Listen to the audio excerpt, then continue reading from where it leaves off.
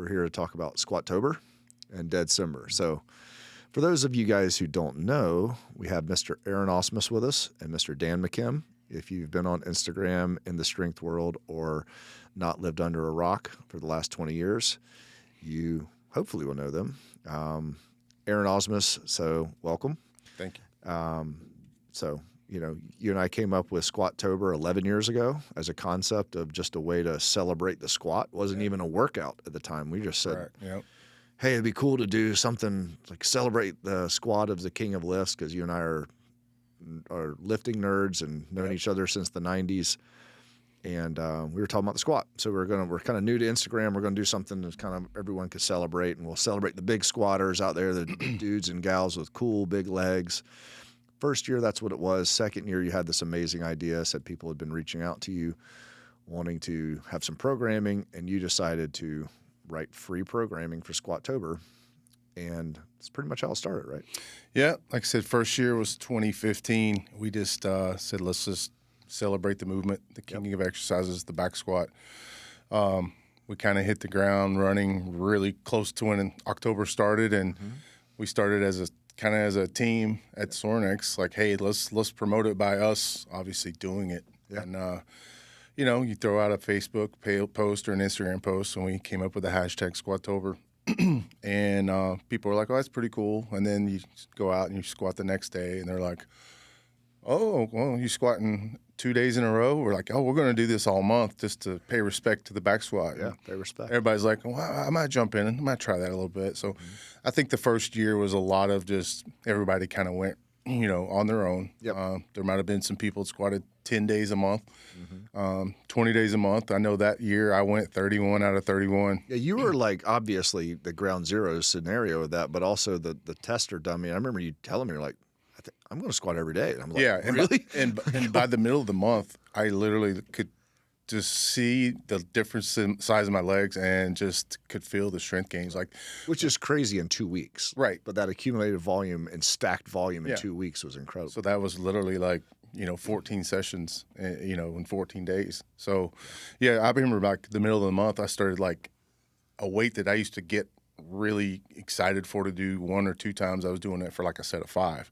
And I was like, wow, there's something to this, And so that's what kind of sparked to the second year. Like, what if we give people actually a format, a regimen to follow, and let us control? I think the most thing you need to control is the intensity of how heavy each day you should squat to kind of keep you going, and not get hurt or stale or want to give up. So that was, I think the first year was super fun because people were jumping on like, I'll do this. This is kind of almost in a disbelief. I remember people naysayers like, you can't squat 30 days in a row, or you shouldn't, or you can't do this year round. It's like, well, we didn't say you had to do it year round. Right. It was your proof of concept that you could. Yep. And then you put your money where your mouth was, and then you gave to the community by programming. And something that I'd still love to hear how you figure it out. And I know you and some of your staffs at different places where you strength coach, there has to be an intensity, a volume, a tonnage component, and a frequency component that you figured out mathematically. Because what we see is the majority of the people who do it that make it all 30 days come out bigger, stronger, leaner, and with a PR squat, which is really, really hard to conceptualize that all of those amazing things could happen in 30 days. So give us a little bit behind that. Yeah, I think, to add what you just said, not only a PR in the squat, but a lot of times they have a PR in the deadlift, the bench press, and then a lot of people will take maybe a month off of doing Olympic lifts, and I've had stories where they come back, they're like, hey, I jumped back into snatching and cleaning and was kind of goofing around my first couple of days, and I just snatched a PR. Right. And I hadn't done it. I put it on the shelf for 1 month. Right. I did this regimen. I came back, and that's just how much stronger I'd gotten. Sure. So I think is the 2016, if I go back and look at that plan versus now, I think back then it was a lot less content per day. It was literally like the squat, maybe a secondary upper body movement, and then some fun stuff for like the cardio or the arms, and it's like move on. Right. As typical cardio. Yeah. maybe do some bicep curls, 10 sets of 10, low rest time, get your heart Walk rate to up. the fridge. Yeah. Sloppy Joe. It's great cardio. But as each year went, I started figuring out like, hey, people really love the squat concept, but what if I introduce some more real, structured other things in the program that we can ramp as we go to get them stronger in the other areas, and literally start happening more and more. So if you look at the content of a 2016 plan versus like say last year or now, there's a lot more training they are doing per day, Right. Throughout. So going back to your point with the concept of the sets, reps, intensity. The intensity is the big word. Is the line I draw is right around the 80%, and that's where I look. How many days a week could we put 80% in there or more? So I kind of look at, usually around 2 days of the 5, I try to touch 80 or more, and the other days, obviously, I don't. So the rep schemes, again, I try to make it just more fun, more challenging but fun, because in my mind, I want them to have success every day.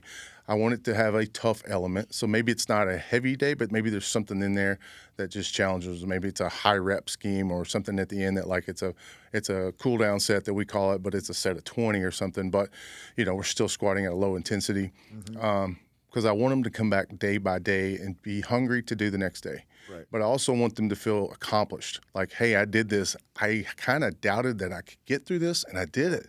And it was actually easier than I thought. I looked at it on paper and said, I might be done. I went through it. I did the struggle, and I was like, I did this easier than I thought. So they're excited for the next day. Sure. So it starts building that momentum, almost like a snowball coming downhill, where they're just like starting to, day by day, having daily wins. So, by midway through, they're like, I'm starting to turn into like a machine, and I'm doing things right now that I never thought I could do. And probably by week 3, it's kind of a done deal, right? Like you would say they would mostly, if they made it through 3 weeks, they're going to make it. Yeah.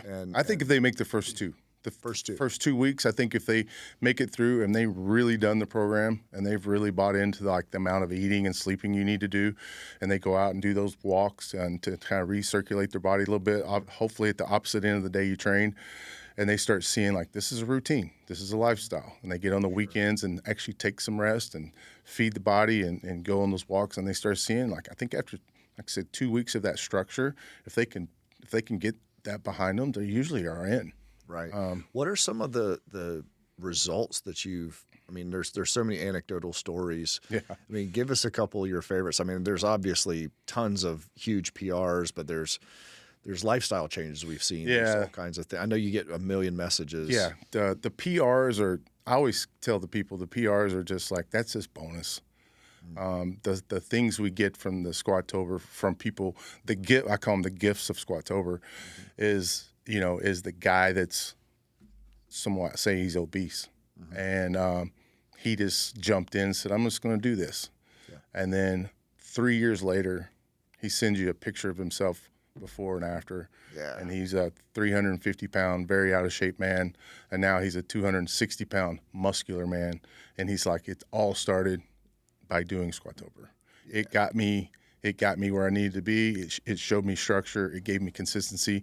I kept that in my life now for 3 years, but it started with that. And that's when I get those stories, like to me, I'm always reply back like, this is the true gifts of Squatober. Something that got you started doing, and now you're doing it now daily as your overall lifestyle year round. Right. And he's not squatting daily year round, but I bet he's strength training 3 days a week consistently. He's probably going on those walks every day, I would say, and he's probably paying attention to eating a lot of protein, eating better. And, you get that story, then you also get those, and then it's like, hey, and this year, my wife started doing it with me, and she's hooked because she's doing it now too. So right. Stories like wasn't that. there a story a few years back, a couple that couldn't get pregnant? Yeah. And they started doing Squatober together, and then they had like the miracle baby. Yeah, that was, I guess that was about 5 years? probably 4 years ago. His middle name now is Squatober. Yeah. Yes. Yeah. Yeah. Makes sense. But yeah, they reached out and sent an unbelievable message and basically said, we had tried to get pregnant for years, and we tried, the medications from the doctor, all these series, they've spent money. And they said, husband and wife that said, we literally just said, let's do this Squatober together. So they lifted together, They cooked and ate meals together. Obviously, went on their walks together, and lo and behold, they're like, and we got pregnant. So, I mean, to me, that one was like, wow. I know I shared it with everybody here. I'm like, you're not going to believe this.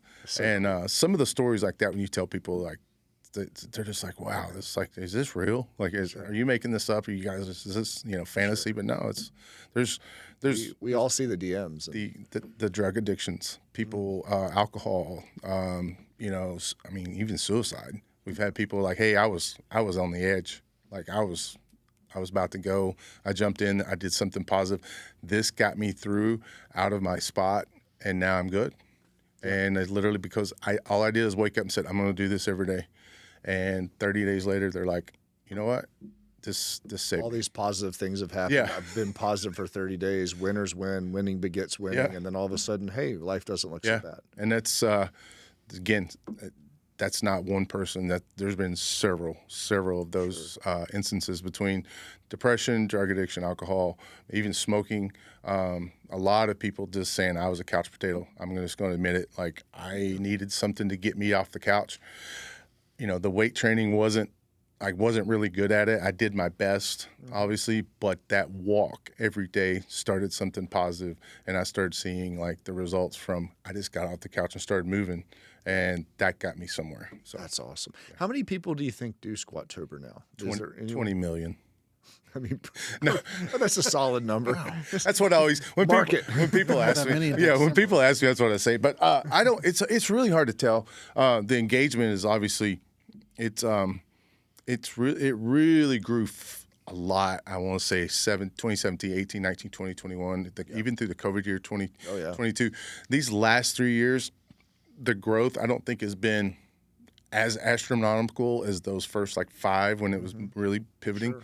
But it's really hard to put a number on it. I'm definitely would say it's in the hundreds of thousands. Yeah. Because there's a lot of people. If I think about it, there'll be one person from like a gym or a community gym, and that person's the one that's kind of putting out the content. Mm-hmm. But you see a lot in their content. There's, dozens of people in there training together. Right. I mean, there's some franchises that actually have a month of Squatober. They actually charge people to do the Squatober programming, your programming. I don't know if you get a chunk of that or not, but we need to talk to them. But I mean, they're literally saying, hey, this month of October, Squatober, like it's so cool to think that worldwide, what was it, 5 or 6 years ago, was it Men's Health called us about the origin of it? Yeah, it was when you were at SC. You sent them over to me. Yeah, it was. I forgot the name of that. It was a magazine. Yeah, it was Men's Health and Men's Fitness. I can't remember which one. I'm sorry, I can't remember it right now. But no, it's things like that. I mean, my hometown, La Follette, Tennessee, they have a gym called Absolute Fitness, and some people I really know, and they started it way back on the start. And I remember we send them, some stuff every year, some stickers and stuff, and it was crazy. I went home this summer and I wanted a place for my boys to train like 2 days. And they're like, hey, tell us what time you want to come. We'll make sure the gym's open. So I roll in there with like my son, Max and Bo, and there's like 20 people waiting to train with Max and Bo. And they're all wearing a Squatober shirt. No way. And this is in July. No way. And Max and Bo looked at me and goes, they're all get decked out in Squatober gear. I said, yeah. I said, because they know this is my hometown, and they know this is something that got put out there years ago, and worldwide squat party. Yeah, and they're just like, hey, so they're just like, tell us what to do for this next hour. We're just going to do it with your sons, and they were all jumping in. That's amazing. We're doing some. Yeah, I kind of trained them more like an athlete. Of course. And some of those guys haven't moved like an athlete in a while, and they were like huffing and puffing and sweating and sucking down some water, but they had a good time. Yeah. So, and just real quick, and just for those who don't know, you're not just a guy who lifted weights that came up with the program as Squatober. So give us a quick recap. I mean, you and I met in 1995. You were at the University of Tennessee. I was at South Carolina, both as throwers. You went on to win a national championship in the shot put, beating my roommate in the process. Beat him one time. Hey, it's a good time to do it. But back then, we're 18, 19 years old, and even though we're two different schools, we're talking training and getting into it. So it's wild that you're at 49 and 50 years old now, we're still excited about training. Yeah. And and after that, you tell all the places you've coached, and I mean, you're a legendary Division I strength coach for those who don't know. Yeah, I jumped right into coaching when the throwing ended. Was kind of in that, lost moment of what am I going to do next? And I got approached by the strength coach at Tennessee, and he's like, "When do you graduate?" And I said, "I can graduate in 2 weeks." And he goes, "You want to be a GA in here?" And I was like, "What does that mean?" He's like, "Well, we'll pay for your school. You just, when you're not in class, you just come in here and you work, train groups." And I was like, "Let me call my parents and make sure that's cool, And called him back. I was like, "All right, I'm in." And he goes, "All right, if you'll say you're in, I'm going to ask for," because I think they had 2 that were going to ask for a 3rd position. We got it, and I started coaching right then. And who was that coach? That was Coach Stuckey, John Stuckey at the time. So. So I got to jump in with Tennessee staff, which was Stuckey at that time. It was Chris Carlisle, Johnny Long, and was Moffitt there then. He had just left. He just left. Yeah, he just left to take the Miami head job. That's right. So, but I was there as a GA. I was GAs with Eric Ciano. Yeah. All right, Dan Eason. We were the 3 GAs, and here we were. Was Jennings in there at the time? Jennings was, yes. He had been he just finished a GA. Noel Durfee had just also left to go to BYU. It was. He had a list. Holy cow! Chris Stewart was in there as well. Yeah, for sure. So, strength coach Hall of Fame. Yeah, I mean, me and Dan and Eric, we were like the biggest meathead dudes you've ever seen. Like, couldn't see that. We were just hanging out, taking creatine off the counters, drinking shakes. Back in the room, getting the sups, and just always lifting. But it was fun coaching kids and learned a lot as I go. I learned real quick that just because I was a good lifter doesn't make me a good coach. I had to learn to be a good coach, and that is step by step. I think it's kind of like learning to cook. You start learning to cook like I'm gonna learn to do scrambled eggs, and then all of a sudden you learn to do bacon, and you learn to do a burger, and then you learn to do a steak, or maybe now pasta. But then as you start getting better, now you're like, I can cook bacon and eggs at the same time, and I got something in the oven. You start expanding what you can do. Right. And I think that's the same in coaching. You start with like, I'm going to coach this guy, and then all of a sudden you're like, I'm going to coach this guy and his 2 partners on the same rack, and then next thing you know, you're like, now I'm going to take on 2 racks, and then you're like, now I'm going to take on 6 racks, and you learn to effectively do it. And your eyesight and the hearing, the way you train and the way your body starts training to pick up things and see things on the horizon, it's pretty amazing how it just expands. Yeah, and so you were at Tennessee. Tennessee, my first full-time position was USC. Yep. Pete Carroll got the job. Chris Carlisle got the head job. He asked me to go out there with him. Some really good years there, 2001, 2, and 3. I left in the middle of 2004. Kind of wish I had stayed because I was another national title. So at Tennessee, my first year in 98, as a GA, we won the national title. Pretty strong career thus far. So we sat at a table like this, a little bit bigger. Coach Stuckey's on the end of the table. And he said, I just want you young guys to know that ring that you have, like, that doesn't come easy. Like, I can't tell you how fortunate you are to win a ring your first year. I've been doing this for, I think at the time, he's like 20-something years, and I finally got one. Wow. So we're all like, oh, yeah, you just, you coach a little bit, have some fun, you win a national And you title. won an individual ring the year before. You're like, I'm pretty good at this. Yeah. So we go to SC, and in our 3rd year with Pete, we win the national title. So there was number 2 in football. And thinking, I don't know if Stuckey's right. This ain't so hard, But, then you go take your first head job. Mine was 2004 at University of Idaho. Obviously, we didn't win a ring. We lost a lot of games. Yeah. Then I got the opportunity to go to Ole Miss, 2005, 6, and 7. We didn't do so hot there as well. I started seeing kind of like this true meaning, like it's tough to build a program, a winning program, much less a championship. So we ended up all getting let go there. Went to 2008. I did not coach that year. I sat and did some other stuff locally in Oxford, Mississippi. 2009, I got the job at North Texas. Started in January, but by the middle of May, University of Tennessee called. And it was one of those alma mater, can't turn this job down.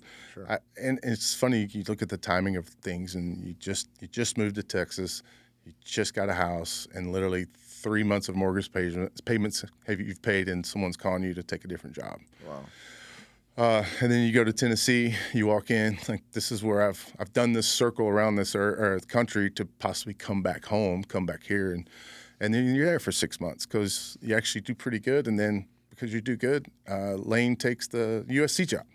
So here I was back to USC, this is 2010. We were there 4 years, pretty successful. We had 2 10-win seasons. Lane gets fired.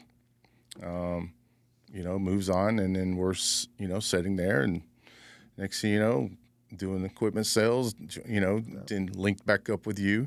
Yep. Did that about 4 years, and next thing you know, Clay Helton is, needing a strength coach, calls me, yep. Go back in for 2 more years. And at SC.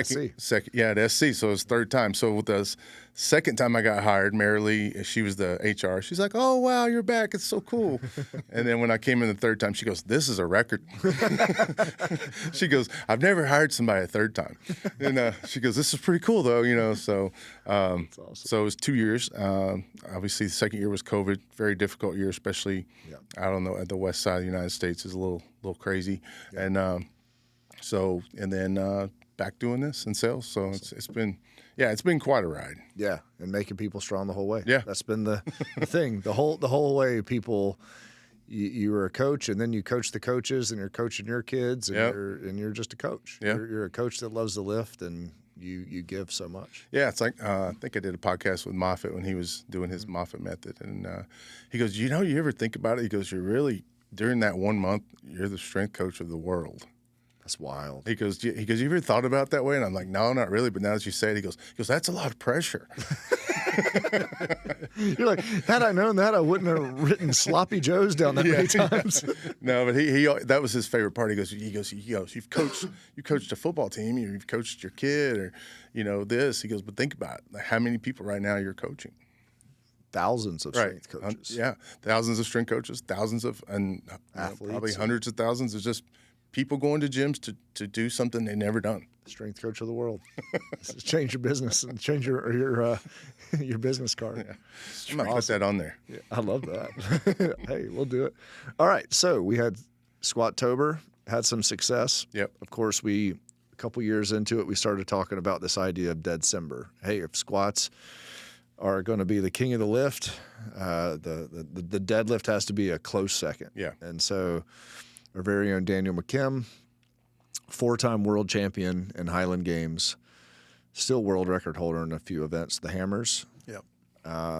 Which is, especially during the time that you won, we were talking about it yesterday, the time that you won those world championships, in my opinion, were probably the most competitive time in the history of the sport. So I know you wouldn't say it, but I'm just looking at the math and going, when you're the dude when the dudes were dudes, that's pretty awesome. We've been friends for a long time as well. We were introduced in 2005-ish, I believe. Yeah, I think so.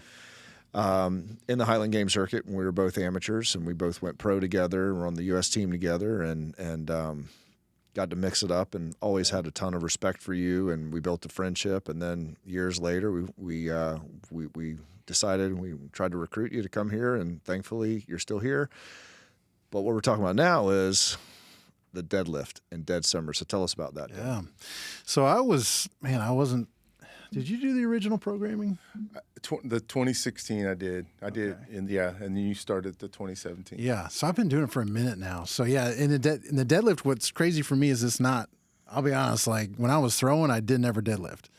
I had wrecked my back all those years, and then I never did deadlift. So it's even funny now. Some of our guys we've thrown against, like, wait a second, you're doing the program for Deadcember? You deadlift now? And I was like, yeah, now that I'm done throwing, I deadlift. It's actually my back's pretty not crushed all the time. Exactly, as I'm not in pain.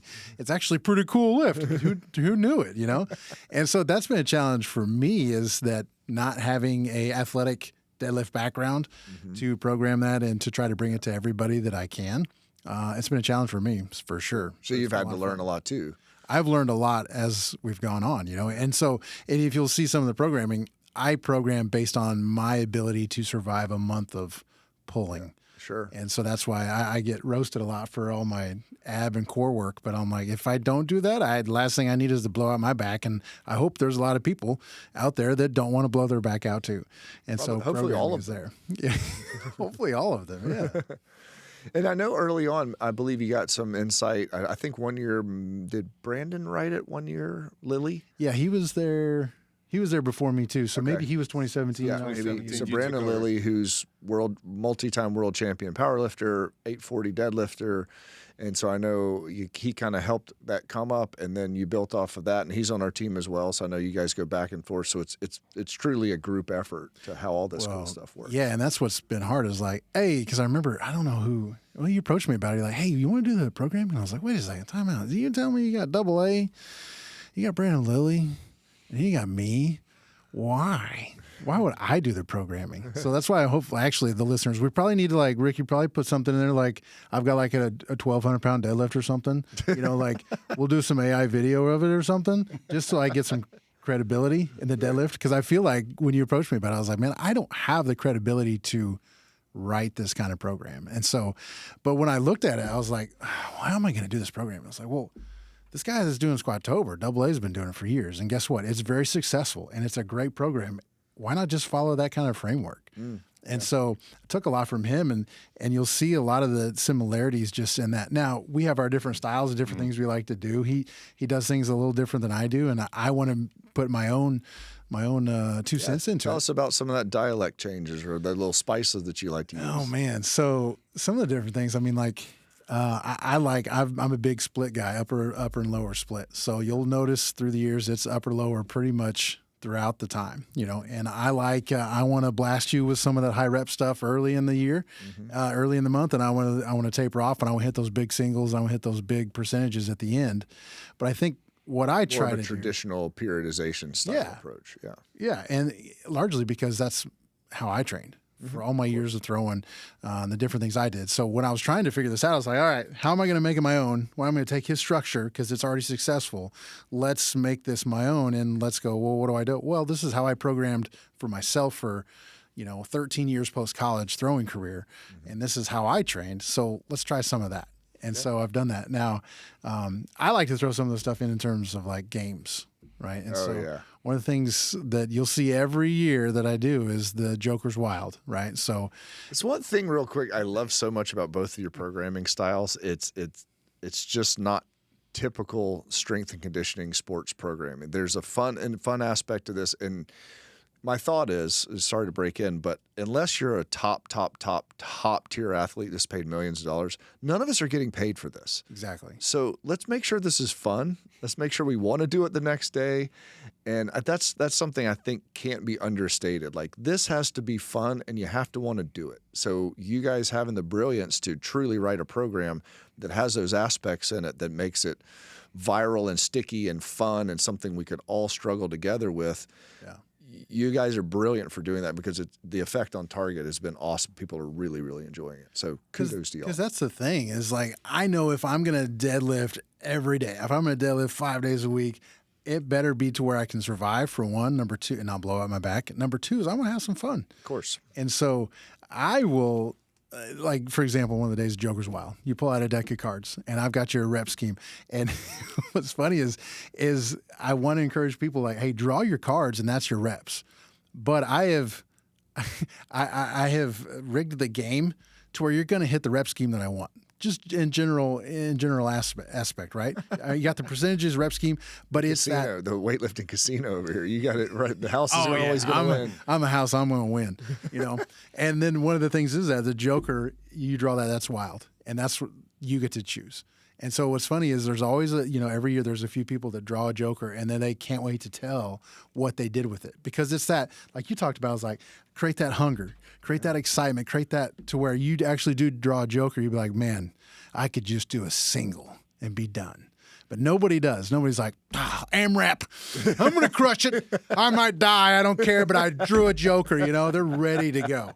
And that's what I love about the community of it, is the fact that they want to push, they want to have fun, and they want to get better. And I'm going to hopefully make it a little fun, because if we just go reps and sets every day and don't create any joy or any fun into it, guess what? You're going to burn out. It's not going to be fun. And that's what it is. You might not make it to the end of the month, and your PR or your lift probably won't be as high. Yeah. But even if it is, it's not going to be considerably higher enough to deal with not having fun for 30 days. Yes. Exactly. And that's why I love those games, and you'll see, and I've got something planned this year. I was just working on it yesterday. I'm really excited about something different I'm going to bring to a certain day this year. That's going to, I think it's going to be a blast. Which day? I can't tell you that. So it's so funny. Obviously, we have Squatober, Deadcember. We have the Squatober man, Deadcember man. We have all the fun stuff that you guys do back and forth, and it's really cool because in real life, these dudes are like really, really good friends. Yeah. And here's the old wrestling, the double wide. I don't know if you remember the Gray Sweatpants Society, the Black Sweatpants Society, the drama between the two. It's you guys are pure comedy. You're like the two old Muppets up in the balcony. Just those guys, those are great. And it's just so hilarious watching you guys goad on each other. And you live like, one in Missouri, one in California. But I could just see the little trash talking and the goading back and forth and the collaborations. And it's honestly been one of the most fun things having you all on the team, just watching you two knuckleheads just have a ball changing the industry. Yeah. Like you're really seems like you enjoy it. Well, I know you enjoy it because I get to see behind the scenes. Yeah. So like give your best pitch of why Squatober is the best month. Well, I think it comes first. And I think people have gone a long time and they look forward to it. It's obviously, it goes well with Halloween, something daring, something spooky, something's hard. There's fear. It's the big lift. You have to put the bar on your back. There's hazard. There's strain. There's stress. Will I stand back up? With the deadlift, if you get in a little trouble, you can just let go. There's no big fear. But the squat, you have this bar on your back. How do I get out of it? There's some techniques, and you better know them. So best techniques is stand up. Yeah. Best technique, stand up. Have a weight on your back that you can do it right. And no, it's a lot of fun. I know. The November gap I think is critical because if you really do this month really hard, you need November to probably continue to train, but let's scale it back a little bit, maybe from a 5-day week to 2 to 3 days a week, and let some things fill back up, some energy and some battery and some some things like that. Maybe some joints have gotten a little sore, whatever. But and then it ramps right back up for Deadcember. So. Yeah, I'm just excited because it's it goes all year and it doesn't it's the 10th month. They're craving something to do something fun. All right, so we got one vote for Deadcember or Squatober. Deadcember. I tried to slide that in there for you, Dan. Well, Bert, let me ask you a question. Oh, geez, here we go. Hypothetically, let's say. Okay, now I ask you this: what's your favorite holiday, Bert? Ooh. Opening day whitetail season. Okay, I'm not joking. Yeah, so you're not joking. Okay, the rut. We'll go with that. November about 15th. Oh, God, it's right between the two of us. Yeah, you see how I played that movie. Yeah. Split. You were supposed to say Christmas. Yeah, well, so I knew where you're going. I'm too smart for you, Dan. I know. I mean, it's kind of hard to, December, Christmas time. Yeah. What do you want for Christmas? A big present, a big deadlift for your big Christmas present. Big Christmas present. And he does promote all the snack cakes involved, and people love that, Who doesn't like snack cakes? Yeah, you're a snack cake guy, Sloppy Joe guy. Sloppy Joe, I like them both. I mean, we can have them both. Yeah. I think what is I think what we have to remember for Deadcember, what I appreciate we did years ago is when we first started it was like Deadcember, like Death Angel, it was like all this like morbid death, and now we've like switched it. And stuff. Yeah, the first ones were that, and then like I think it was like year 3. It was like, hey man, we should like make this fun. Let's put a little Yeti on it and let's have a good time. Bumbles bounce. Yeah, and I appreciate that because I can lean into that. Because you're a pretty like intense, like mean guy, right? Oh, super mean, angry. I was just angry earlier. I'm angry at Ricky right now. He's back there. Like they're in the dark of this camera. No, that's what I love about Deadcember. I just love the fun. So like what I try to do is with the games and put that in there, and then the snack cakes and reindeer games. Reindeer games. Oh, that could be a good day, Bert. Yeah. Pending. Let's see. Hang on. I'll write this down. Opening day. reindeer games. And that's, so I would say Squatober is got the bigger following. I understand that. Hey, I'm not, and I know Christmas is hard for some people because I hear it all the time. Like, hey man, I'm going to travel for Christmas and stuff. And I was like, well, I guess you don't want it enough. Tell your family it's, hey, Deadcember, you all coming to visit me this year. Yeah. And so they make barbells in Oshkosh. Yeah. And they can come watch. Has a barbell near her house. Grandma wants you to deadlift at her house. She does. Over Christmas. She does. If anybody's listening to this year, this is the year you tell Grandma, my present to you is a great deadlift. Come watch. And she'll want to watch. Yeah. Guaranteed. I couldn't have said it more clearly or accurately myself. All right, last thing. Best supplement or recovery protocol for Squatober? Best supplement protocol to me is the sleep. I really, I mean, I've witnessed it. 6, 8, 7, I think 9, 10. seven, minimum 7 hours. I mean, and obviously quality of sleep is super important. But I mean, if you get 8 or 9, even better. But like, just that daily where your body can heal and actually recover. And we've all been where you jump in that hard session and you're running on 4 hours sleep. And you're like trying to take something to spike you up just to get you, and you feel it in your grip as soon as you grab the bar. If you're bench pressing or picking something up, you feel like the battery's down. You can feel it. Yeah, sure. Versus coming into that session with a great night's sleep, maybe a good meal in you, and all of a sudden as soon as you pick up the bar, you're like, I'm dominating this session. So sure. I think the best supplement obviously is eating food and getting great sleep. Yeah, I can't agree more. I don't think I can really argue with that. I mean, I would say in addition to that is the food. That's what I love about, I mean, come on, let's be honest. You're going straight from Thanksgiving to Christmas. You have a ton of meals. This is not the time to cut weight, folks. No. I don't feel, I know Aaron well enough. He's not going to tell you cut weight during Squatober. Yeah, I get people like, hey, guess what? I'm going to do Squatober on a cut. And I'm just like, what do you think? And I'm like, good luck. Yeah. Good luck with that. What do you mean? I'm just like, it's not going to be fun. Like it probably isn't going to be effective. Yeah, exactly. I would assume you're going to need a calorie surplus. You're going to need, all the things, right? It's the world we lived in. You better get bigger, stronger, faster to survive this. This is brutal. Like this, it's a grind. If you're Squatober or Deadcember, you're doing every day. It's going to be a grind. Mm-hmm. And the more you can mentally prepare for that, and also nutritionally. Yeah. And that's what I'm saying. You're going straight from Thanksgiving. You're going into how many Christmas dinners are you going to do? Parties, a lot, I hope. Yeah, and then you're going right into New Year's, and you can just have a great time. You want to hit that cut in January? Good luck. Yeah. Awesome. Have fun. Then you hit the cut, and so let's look at the yearly schedule. So you got October, Squatober, November. We've done Brovember before, which I don't think is a bad plan. That's kind of like a off channel. Like if you want to do a bunch of bro lifting, curls, shrugs, triceps, have a great time, low CNS, get after it, have fun, little ab work.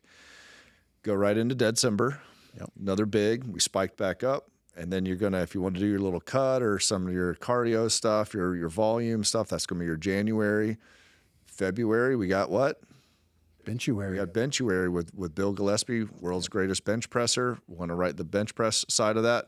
March, it's nice, get a little bit of spring, move around a little bit. Then we come right back for April for spring cleaning. Travis Mash. So we got 4 great lifts. I have to be honest, Aaron, Squatober is the original. Close second behind is Deadcember, but we're picking up the slack with the press and then the clean. And then with that, we have 4 great lifts, emphasis of lifts throughout the year. And everyone has a place to shine. There's going to be some cats out there that love a big bench press, and they can't wait for February. Shortest month of the year, not unintentionally. Sorry, I'm a terrible bench presser. Bert's got a hurt pec. He doesn't want to bench. Well, I don't just have one now. I always have. Oh, yeah, that's true. That's all I heard about all those years throwing. What do you bench, Bert? It doesn't matter. Doesn't matter. I'm injured. Long arms. I'm hammer throwing. Long arms. But yeah, then obviously come in for April. Travis Mash is writing some amazing programming for the Olympic lifts. And then summer, you lean out a little bit and go enjoy your summer. Yeah. So, guys, thank you all so much, not only for today, what you do for Sorinex every day, what you do for the strength community, whether they're Sorinex people or not, your guys' effect on the strength community, athletes, coaches, and anyone who wants to better their lives. You guys are both a blessing. I know you do it for the right reasons. You truly enjoy people. You truly like pouring into people. And it's a blessing we get to work with you. And everyone should thank both of you out there for bringing this passion project. It's a lot for y'all to do every month. It is a full-time. I'm surprised. I know y'all don't get the 8 hours of sleep during that time because it's so much. But we all want to say thank you. And go out there, guys. Check out Squatober, Sorinex Squatober on Instagram. Deadcember, pen and paper strength app. That's obviously your app that you're going to see. You're going to see workouts all year long. Yeah, there's 9 years worth of just free content on there. Yeah, it's amazing. If you feel like I just want to get a big back day, just keep scrolling. You'll find one. Yeah. So Aaron, tell us anywhere else that they could find you, see you, and otherwise. Just my personal Aaron Ausmus. I've posted a lot of my just lifting feats and just, other things with life, with, relationship, kids, all those types of things. Pen and paper strength app, obviously, started in 2016. Mm-hmm. Just started writing just a lot of like fun, free daily posts, and a lot of motivational content, or just a lot of content from strength coaches. Maybe it's some coaching cues are all written down from this coach. So there's a lot of stuff in there besides like a big bench plan or something like that. Definitely a must follow if you're it's fun, and it's fun to kind of, sometimes I'll just be bored, scroll back to like 2017, and I'll find some things that I've totally forgot about that are super, super still really good right now. Of course. Screenshot it, throw it in the story, because I want people to go, well, I never saw that. Well, maybe you just started following this page the last couple of years and you didn't scroll back and find. There's some really good stuff from years and years. And all that stuff on there is boiled down from 30 years of you being in the strength game. So people forget like 3 decades of this is what you made your life on. You've forgotten more than most people ever know. So it's such a blessing that you keep regurgitating that stuff through there so people get to live it. Yeah, I think Facebook really helps, because Facebook will pop up and go, you posted this 10 years ago, and I'll look, I'm like, oh my gosh, I forgot about that post. Mm-hmm. I'm screenshot, I'm bringing it right back, because this is too good not to share again. Of course. Of course. Well, thanks, Aaron. Yep. Big Dan, where can they find you? I know you have 75 different things going on between the Little Debbie strength team and you're the first Little Debbie endorsed athlete of all time, aren't you? Well, officially brand ambassador. Oh, okay, sorry. I couldn't say sponsored. I got in trouble for that. Okay. But brand ambassador. Well, do you pay for your zebra cakes? Let's just say Little Debbie sends me a box now and again. Okay. Let's just say. Let's just say that. You can find me, McKim Daniel, at, that's my email too. You can shoot, guys, send me an email, McKimDaniel@gmail. It's great. But you can also use that. See, I'm not very smart, so I have to have everything the same. So pretty much McKim Daniel is everything. It's my Instagram and my email and wildly funny stuff. Yeah. Wildly funny. Like, you're too kind. I don't. Can you name like just 10 of the characters you've ever been? Oh, man. Yeah, total comedy skits. Started with Big Daddy, then we went to Lieutenant Gaines, then Maxim Liftoff. Those are just the named characters. I guess we got the CrossFitter, the High Roxer. He's great. The Masters Highland Gamer, which I'm turning into. Yeah, which I think was borderline offensive to some of the guys in the community, But that's okay. Here's the thing: if comedy is offensive, like, come on, man. You've been your strength coach, throws coach.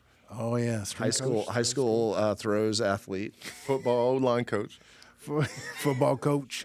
I've had some interesting. Get back coach. Oh, nothing like good get back coach. So if you're a coach or especially in that strength game and I'm sure you probably already watch his videos. They are absolutely hilarious. And I love how, like, you don't ever push them past me first or anything like that. Like, so I just get to ride along with them and just see the hilarious stuff. I'm like, dude, this is awesome. And it's just fantastic. You got some really, really cool things going on. What else you got? Appreciate it. I think that's it. Okay. I just never know. I know you always got all kinds of things you're doing. Yeah.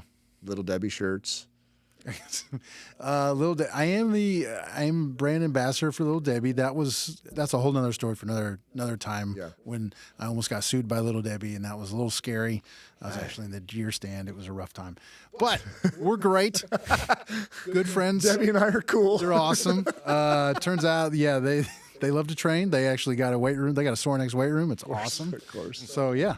Awesome. Well, Dan, McKim, Aaron, Ausmus, thanks for being on the team, and thanks for being legends. Thanks. Appreciate it, man. Yep. That's fun.